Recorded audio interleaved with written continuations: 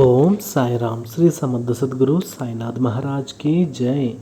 సాయి భక్తులందరూ కూడా ఎలా ఉన్నారండి? మీరందరూ కూడా ఐరారోగ్యాలతో అష్టైశ్వర్యాలతో తొలతూగుతూ ఉండాలని ఆ సాయినాథుని మనస్ఫూర్తిగా కోరుకుంటూ ఈరోజు వీడియోలోకి అయితే వెళ్ళిపోదామండి. మరి ఈరోజు బాబా గారు ఎలాంటి సందేశాన్ని మనకు వినిపిస్తున్నారు అంటే, ఒక వాక్యంతో మన ముందుకైతే వచ్చారండి. మరి నేను అహర్నిశలు నా మనుషులను గూర్చి చింతిస్తూ ఉంటాను. ఎవరు ఎలా చేసుకుంటే అలా అనుభవిస్తారు. నా మాటలు గుర్తించుకునేవారు ఎనలేని సుఖాన్ని పొందుతారు అని చెప్పేసి ఒక మాటనైతే మనకి బాబాగారు అయితే చెప్తూ ఉన్నారండి. మరి మన ఆలోచనలు, మన చేతల్లో మనం ఎవరినైతే ఇష్టపడుతున్నామో, ఎవరినైతే ప్రేమిస్తున్నామో ఆ యొక్క వ్యక్తి చుట్టూ కూడా నిరంతరము పరిభ్రమిస్తూ ఉండడమే ప్రదక్షిణ అని చెప్పేసి ఏదో ఒకటి చెప్పారండి. మరి అహర్నిశలు నా మనుషుల గురించి చింతిస్తూ ఉంటాను అని చెప్పేసి అంటే బాబాగారు అంతే కదండి. మరి మనం ఎటువంటి ఆపదలో ఉన్నా సరే టక్కున వచ్చి మనల్ని కాపాడేటువంటి ఆ యొక్క బాబాగారు మరి ఆ చెప్పిన దానికి సరిపోయింది కదండి. మరి ఎవరెలా అనుకుంటే అలా అనుభవిస్తారు. నా మాటలు గుర్తించుకునేవారు ఎనలేని సుఖాన్ని అయితే పొందుతారు అని చెప్పేసి ఒక అద్భుతమైనటువంటి వాక్యాన్ని అయితే ఈరోజు మనకి అందించారండి. అలాగే ఈరోజు వీడియోలోకి వెళ్ళే ముందు మీరు కనుక నా యొక్క ఛానల్ని మొదటిసారి చూస్తున్నారు అంటే ప్లీజ్ సబ్స్క్రైబ్ అయితే చేసుకోండి. అలాగే కిందన్న బెల్ ఐకాన్ని క్లిక్ చేయండి. ఈ యొక్క వీడియోని లైక్ చేయండి, షేర్ చేయండి. బిడ్డ, నా జీవితంలో ఎలాంటి అద్భుతమైనటువంటి సంఘటన జరగడం లేదేంటి బాబా అని నువ్వు తరచూ నన్ను అడుగుతూ ఉంటావు కదా తల్లి. మరి నా జీవితం అంతా కూడా మామూలుగానే గడిచిపోతుంది. నా జీవితంలో కూడా సంతోషాలు కూడా రావాలి బాబా, ఆనందాలు రావాలి, ఉల్లాసాలు రావాలి, ఉత్సాహాలు రావాలని చెప్పి 1000 కళ్ళతో ఎప్పటికప్పుడు నేను ఎదురు చూస్తూనే ఉంటున్నాను బాబా. అయినా సరే జీవితం అంతా కూడా ఒకేలా గడిచిపోతుంది.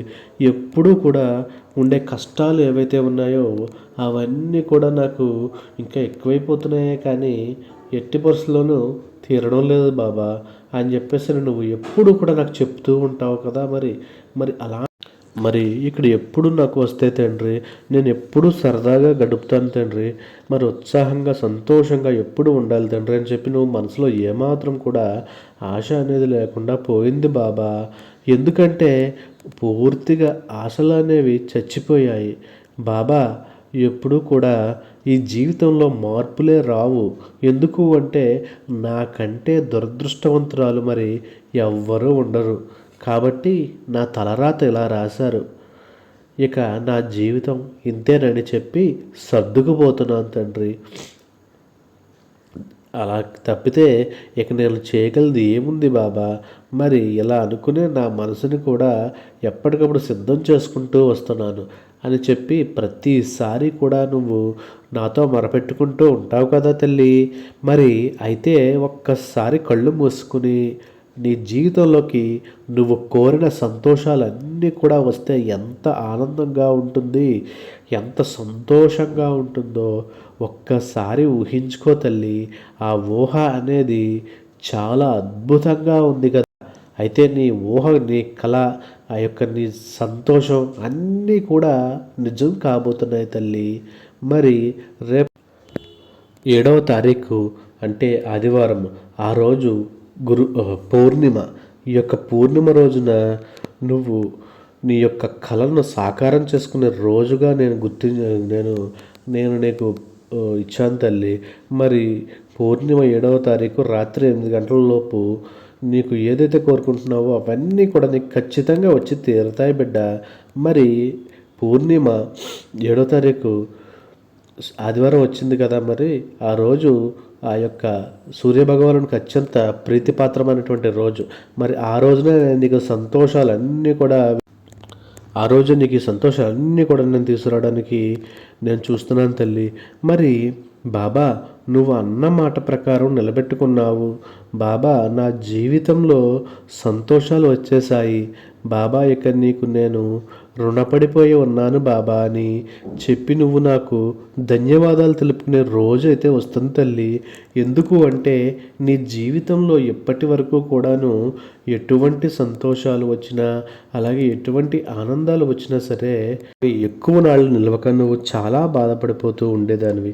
ఇవన్నీ కూడా గుర్తించి నేను నీకు ఈరోజు ఆ యొక్క అదృష్టాన్ని అయితే నేను తీసుకుని వచ్చాను తల్లి. మరి నా మాట వింటావు కదా? నన్ను అనుసరిస్తూ నువ్వు నీ యొక్క జీవితాన్ని సంతోషంగా గడపాలి అనేదే నా యొక్క కోరిక తల్లి. మరి అది నువ్వు దేని గురించి అని చెప్పి అనుకుంటున్నావా తల్లి? మరి నీ మనసులో ఏ కోరిక నెరవేరాలని చెప్పుకుంటున్నావో అది నీ భర్త గురించా, లేదు అంటే నీ బిడ్డల గురించా, లేదు అంటే నీ యొక్క చదువు గురించా, అలాగే నీ భవిష్యత్తు గురించా, అలాగే నీ ఉద్యోగం గురించా, నీ యొక్క ఆరోగ్యం గురించి అవనివ్వండి, అలాగే నీ సమస్య అనేది అసలు ఎక్కడ ఉంది, మరి ఎక్కడ నుండి మొదలైతే నీ సమస్యలన్నీ కూడా పోతాయో, నీ సమస్యలన్నీ కూడా పూర్తిగా తీరిపోవాలి అంటే ఏ సంతోషం నీ జీవితంలో అడుగు పెట్టాలి, మరి అది నువ్వు సంకల్పించుకోవాలి తల్లి. ఆ సంకల్పం అనేది నువ్వు చేసుకున్నావు అని అంటే నీకు ఖచ్చితంగా ఈ యొక్క పూర్ణిమ రోజు సాయంత్రం 8 గంటలకు నీ సంకల్పం అనేది తీరి దాని తాలూకా శుభవార్త అనేది నీ చెవిని ఖచ్చితంగా పడబోతుంది తల్లి. అవును తల్లి, దానికోసం నువ్వు చేయవలసిందల్లా ఒక్కటే తల్లి. మొదట నువ్వు నమ్మకాన్ని అయితే పెట్టుకోవాలి. మరి ఎందుకు అంటే తల్లి ఒక్కసారి ఆలోచించు. నమ్మకం లేకుండా ఏ పనులు కూడా జరగవు తల్లి. మరి నువ్వు గుర్తుపెట్టుకోవాల్సిన విషయం ఇది. ఎందుకు అంటే మనిషిని నమ్మకమే నిలబెడుతుంది. మరి ఈ నమ్మకమే ప్రాణాలతో ఉంచుతుంది. ఎంత ప్రాణం పోయే జబ్బు వచ్చినా సరే ఈ జబ్బు నన్ను ఏమీ చేయలేదు అని అనుకుని మనిషి నమ్మితే ఇక 2 సంవత్సరాలు ఎక్కువగా బతుకుతాడు. అవును కదా? మరి అలాగే ఇప్పుడు కూడా నువ్వు నీకున్నటువంటి కష్టం, అలాగే బాధ, సమస్య అన్నీ కూడా తీరిపోతే నువ్వు ఖచ్చితంగా నీ యొక్క ఊహ కందని శుభవార్తని నువ్వు విన్నట్లే అవుతుంది కదా తల్లి. మరి బిడ్డ, ఏం చెప్తున్నానో జాగ్రత్తగా అర్థం చేసుకునే ప్రయత్నం అయితే చెయ్యి. నీ జీవితంలో ఏ సమస్య అయితే వెళ్ళిపోవాలో ఆ యొక్క సమస్య అయితే నీ జీవితం నుండి పూర్తిగా అయితే నీ నుంచి దూరం అయిపోతుంది తల్లి.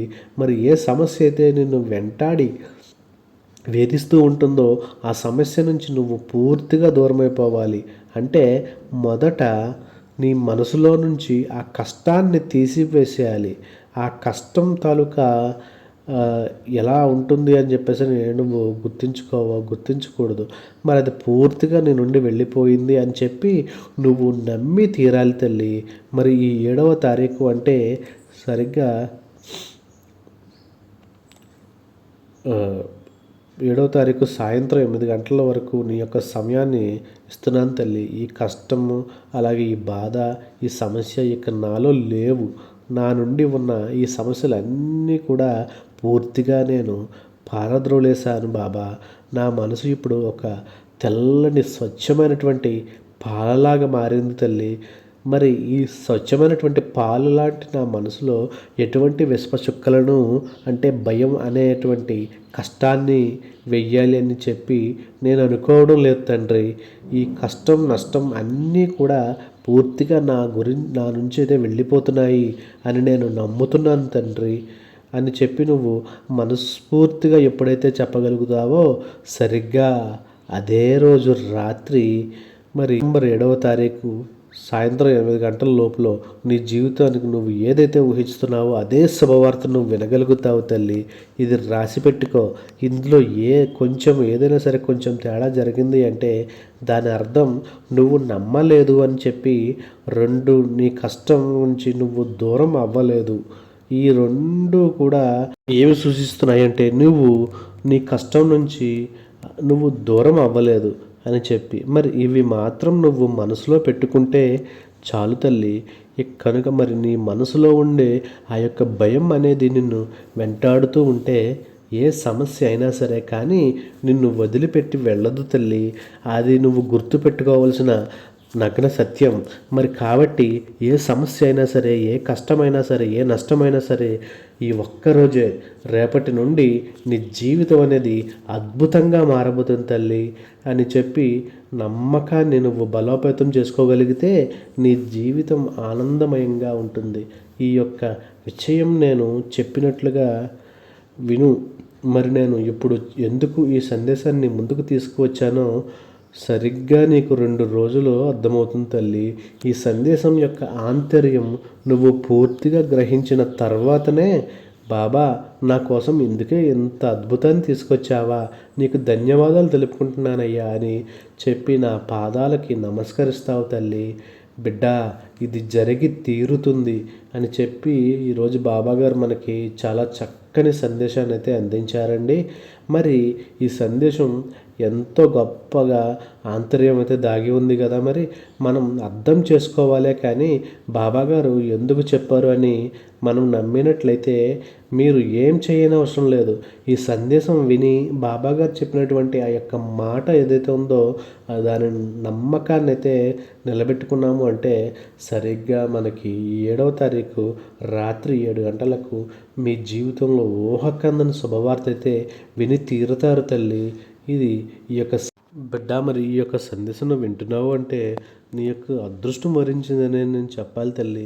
మరి ఈ యొక్క పౌర్ణిమ రోజున సాయంత్రం 8 గంటల సమయంలో, అనగా 7వ తారీఖు 8 గంటల సమయంలో నువ్వు అద్భుతాన్ని అయితే నువ్వు చూడగలుగుతున్నావు తల్లి. మరి నీ యొక్క ఈ అద్భుతాన్ని నువ్వు చూసి నువ్వు ఆశ్చర్యపోతావు. మరి అది ఏమిటి అంటే నీ కష్టాలన్నీ ఫటాపంచలు చేయడానికి ఒక మంచి మార్గాన్ని అయితే నేను సూచించాను తల్లి. నువ్వు దానిని నువ్వు వెళ్ళావు అంటే నీ కష్టాలన్నీ తీరిపోయి నీకంటూ ఒక ఉన్నత స్థానాన్ని అయితే పొందగలుగుతావు. అన్నీ కూడా అదృష్టవంతమైనటువంటి మాటలే వింటావు తల్లి. మరి ఒక్కసారి గుర్తుపెట్టుకో బిడ్డ, మరి సాయి ఇన్నాళ్ళు నాకు ఎందుకు రాలేదు అని నువ్వు చేసే ప్రతి పని యందు ఆ యొక్క దైవాన్ని తలిచి నువ్వు అడుగు పెట్టావంటే నీకన్నీ కూడా శుభాలే జరుగుతాయి తల్లి. నీకు ఎటువంటి కష్టాలు రాకుండా నేను నీ యొక్క సాయి అయితే చూసుకుంటానని చెప్పేసి నీకు చాలా గట్టిగా చెప్తున్నాను తల్లి. నేను అహర్నిశలు నా మనుషుల గురించి చింతిస్తూనే ఉంటాను. ఎవరెలా చేసుకుంటే వారు అలా అనుభవిస్తారు. నా మాటలు గుర్తుంచుకునేవారు ఎనలేని సుఖాన్ని పొందుతారు. మరి బాబాగారు ఇలాంటి అద్భుతమైన వాక్యం చెప్పడం వెనుక ఏం ఉన్నది అనేది ఒక్కసారి మనం ఆలోచించుకుంటే, మరి నేను ఏ విధంగా చెప్తే నువ్వు ఆ విధంగా చేసావంటే నీకు ఖచ్చితంగా ఉన్నత స్థానాన్ని పొందగలుగుతావనే బాబాగారు అయితే మనందరికీ కూడా చెప్తున్నారండి. మరి ఇలా ఇంతటి అద్భుతమైనటువంటి సందేశాన్ని ఇచ్చి అభివృద్ధి సాధించాలని చెప్పేసి ఒక తపన అనేది బాబాగారు ఎప్పుడూ కూడా పొందుతూనే ఉంటున్నారు. మరి ఇది మనకి ఇప్పటివరకు ఎందుకు రాలేదు అని చెప్పేసి మనం ఆలోచిస్తూ ఉంటాం కదా. మరి అవి ఎందుకు అంటే మన కర్మఫలాలు మనం అనుభవించక తప్పదు కదా. మరి మనం ఎంత బిడ్డ, నువ్వు ఒక్కటి ఆలోచించుకో.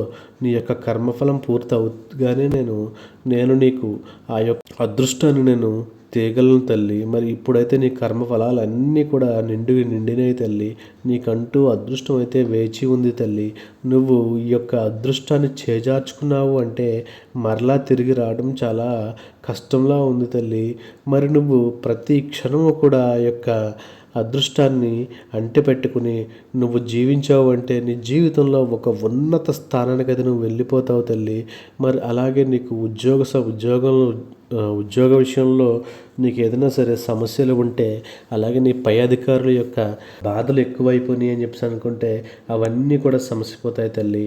మరి నీకు ఉద్యోగం పదోన్నతి పొందుతావని ఖచ్చితంగా చెప్తాను తల్లి. అలాగే ఆరోగ్య సమస్యలు ఏమైనా ఉన్నాయి అంటే అవి కూడా దూరం అయిపోతాయి తల్లి. నీ యొక్క ఎప్పటి నుంచో దీర్ఘకాలం నుంచి నువ్వు పడుతున్నటువంటి బాధలు ఏవైతే ఉన్నాయో ఆ బాధలన్నీ కూడా సమసిపోతాయి తల్లి. అలాగే నీకంటూ ఆర్థికంగా ఏమైనా సరే అప్పులు ఉన్నా సరే అప్పులన్నీ మొత్తం అన్నీ కూడా క్లియర్ చేయడమే కాకుండా మరి కొంతమందికి నీ యొక్క డబ్బు అప్పు ఇచ్చే స్థాయికి అయితే నువ్వు ఎదుగుతావు తల్లి. మరి నువ్వు ఇలా నేను చెప్పినట్టే విన్నావు అంటే నువ్వు ఖచ్చితంగా విజయాన్ని అయితే సాధిస్తావు తల్లి. మరి నన్ను ప్రాణంగా ప్రేమించేవారు చాలా అరుదు. అట్టి వారు నాకు ఒకటిస్తే నేను వారికి 100 ఇస్తాను. మరి దీనిలో అర్థం ఏంటి అంటే మీరు నాకు ఎంత ఇచ్చినా సరే నేను మీకు దానికి రెట్టింపు ఇస్తాను అని చెప్పేసి అని 100 ఇస్తానని చెప్పేసి అని బాబాగారు చెప్తున్నారు. మరి మనం శ్రద్ధ సబురి అనేది మన బాబాగారు అర్పించామంటే మనకంటూ ఆయన ఏం చేయాలి అనేది ఆయనే చూసుకుంటారు. మరి ఆయన కల్లా మనం చేయవలసిందల్లా ఆ 2 శ్రద్ధ సబురి ఈ రెండిటిని కూడా మనం బాబాగారు సమర్పించి, బాబా నువ్వే భారం, నాకు నువ్వు తప్ప నాకు వేరే వాళ్ళు ఎవ్వరూ లేరు అని చెప్పేసి అని శరణాగతి ఎప్పుడైతే చేసుకున్నావో అప్పటికి నీ యొక్క కష్టాలన్నీ కూడా తీరిపోతాయని చెప్పేసి నేను గట్టిగా చెప్తున్నాను బిడ్డ. ఒక్కటి గుర్తుపెట్టుకో, నేను చెప్పింది ఇంత ఖచ్చితంగా ఎలా చెప్తున్నాను అంటే మరి ఒక్కసారి ఆలోచించు. నువ్వు ఈ విధంగా నువ్వు అన్ని విషయాల్లో కూడా నువ్వు ముందంజగా ఉండాలి. అలాగే నీకంటూ ఒక ఉన్నత స్థానానికి వెళ్ళాలి. నీ జీవితంలో ఒక ఉన్నత శిఖరాలు ఎదగాలి. అలాగే నీ పిల్లలు కూడా నీ మాట వినాలి. ఇవన్నీ కూడా జరగాలి అంటే నువ్వు ముందుగా నమ్మకం అనేది ఖచ్చితంగా పెట్టుకోవాలి తల్లి. నీ నమ్మకం లేకపోతే ఎలాంటి సంకల్పం చేసుకున్నా సరే అది వ్యర్థమే అవుతుంది తల్లి. ముందు నీకు నమ్మకంతో ఇప్పుడు డాక్టర్ గారు ఏదైతే మనకు గోళీ ఇచ్చారో ఆ గోళీ వేసుకునే నమ్మకంతో వేసుకుంటాం కాబట్టి ఆ జ్వరం తగ్గిపోతుంది. అదే ఆ డాక్టర్ మీద నమ్మకం లేకపోతే నీకు ఎంత మంచి మందు ఇచ్చినా సరే అది నీ జ్వరం తగ్గించకపోగా ఇంకా రెట్టింపు చేస్తుంది. అది నీలో ఉన్నటువంటి ఆలోచన, నేను ఈ డాక్టర్ దగ్గరికి వెళ్తేనే నాకు ఉపశమనం లభిస్తుంది అని నువ్వు గట్టిగా నీ బలంగా నమ్ముకున్నావో మరి ఆ డాక్టరు ఏమి ఇవ్వకుండా ఏదో ఒక చిన్న పిల్లి ఇచ్చినా సరే నీ రుగ్మతలు అన్నీ కూడా తీరిపోతాయనే ఒక నమ్మకం అయితే నీకు పూర్తి నమ్మకం నీకు ఏర్పడినప్పుడు ఆయన ఏమి ఇచ్చినా సరే అది అద్భుతంగా ఉంటుంది. అదే నీకు నమ్మకం లేని చోట ఎలాంటి అద్భుతం జరిగినా సరే అది నీకు ఎట్టి పరిస్థితుల్లోనూ సహించదు. మరి కాబట్టి ఒకటి అర్థం చేసుకోబిడ్డ, నమ్మకం అనేది నీకు ఎంత తోడుగా ఉంటుందో అలాగే నిన్ను ఎంత ముందుకు తీసుకువెళ్తుందో అనేది నువ్వు గుర్తుపెట్టుకోవాలి. మరి నమ్మకం లేనిదే మనిషి లేడు, మనిషే నమ్మకం. మరి నువ్వు అంతే నమ్మకంతో నన్ను కొలిచావంటే మరి నీకు అన్నీ కూడా మంచిగా జరుగుతుందని చెప్పేసి నేను చెప్తున్నాను. అలాగే గురువుకైతే పగ్గాలు అప్పగించి నిశ్చితంగా ఊరకనే కూర్చుంటే చాలు, చేయవలసిందంతా నేను చేసి మిమ్మల్ని చివరికంటే గమ్యానికైతే చేరుస్తాను తల్లి. మరి నాకు నీ యొక్క కష్ట సుఖాలన్నీ కూడా విన్నవిస్తూ ఉంటున్నావు కదా, మరి నీకెందుకు బాధ చెప్పు తల్లి. నేను నీ బాధలన్నీ కూడా పటాపంచలు చేస్తాను. నువ్వు ఎప్పుడూలాగే సంతోషంగా ఉండాలన్నది నా కోరిక తల్లి. నా బిడ్డ ఎలాంటి కష్టాల నుంచి ఎదుర్కోవాలన్నా సరే, నేను ఏం పనులు చేయాలన్నా సరే, ఎలాంటి పని చేయాలన్నా సరే నేను సిద్ధంగా ఉన్నాను. మరి నా బిడ్డ సంతోషమే నాకు ముఖ్యం. ఈ విషయం నువ్వు గుర్తుపెట్టుకున్నావంటే నువ్వు ఎట్టి పరిస్థితుల్లోనూ నువ్వు కష్టాలు అనేవి నీకు దరిచేరవు తల్లి. అలాగే నీ ఉద్యోగ స్థానంలో కూడా నీకు ఎటువంటి కష్టాలు ఎదురైనా సరే వాటన్నింటినీ కూడా తీర్చివేస్తాను తల్లి. నీకంటూ ఒక పదోన్నతిని సాధించేటట్టు నేను నీకు ముందుకు తీసుకెళ్తాను తల్లి. అలాగే నీకు ఆర్థిక ఇబ్బందులు ఏమైనా పూర్తిగా ఉన్నాయంటే అవన్నీ కూడా తొలగించి వేస్తాను తల్లి. నీ యొక్క అప్పులు అలాగే రుణ బాధలన్నీ కూడా తొలగించి నీకంటూ ఒక ఉపశమనాన్ని అయితే కలిగిస్తాను తల్లి. అలాగే నీ భార్యాభర్తల ఇద్దరి మధ్య ఏమైనా సరే చిన్న చిన్న గొడవలు ఉన్నా సరే అవన్నీ కూడా సర్దు పెట్టుకోవాలి తల్లి. అలా చేసుకున్న నాడు మీ ఇద్దరి మధ్య కూడా ఒక అవగాహన ఏర్పడి పూర్తిగా మీ యొక్క లోటుపాట్లన్నీ కూడా సమసిపోతాయి తల్లి. మరి ఇవన్నీ కూడా నేను మీకు చెప్తున్నాను అంటే మీకు మంచి రోజులు వచ్చినాయని చెప్పి నువ్వు అర్థం చేసుకోవాలి బిడ్డ. ఇవన్నీ కూడా నువ్వు మనస్ఫూర్తిగా నన్ను తలచి నా ముందు కూర్చుని గట్టిగా ఒక 10 నిమిషాలు కళ్ళు మూసుకుని, బాబా నేను ఈ సమస్యల పట్ల సతమతం అయిపోతున్నాను, నాకంటూ ఒక దారిని చూపి అని చెప్పేసి నాకు అడిగిన వెంటనే నేను నీకు పూర్తిగా బాధలన్నీ కూడా తొలగించి వేస్తాను తల్లి.